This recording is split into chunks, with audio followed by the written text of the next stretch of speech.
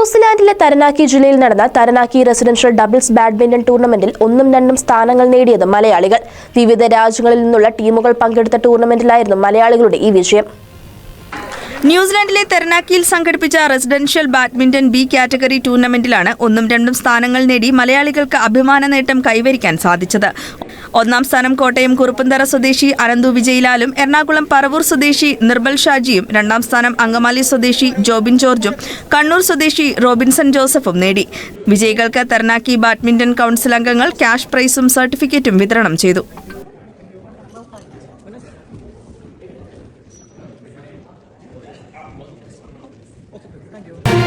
ന്യൂസിലൻഡിലെ മലയാളികളുടെ വാർത്തകൾ അറിയുന്നതിനും മലയാളികളുടെ പ്രധാനപ്പെട്ട വിശേഷങ്ങളും ന്യൂസിലൻഡിലെ വിശേഷങ്ങളും അറിയുന്നതിനും മലയാളി കാഴ്ച എന്ന പേജ് സബ്സ്ക്രൈബ് ചെയ്യുക.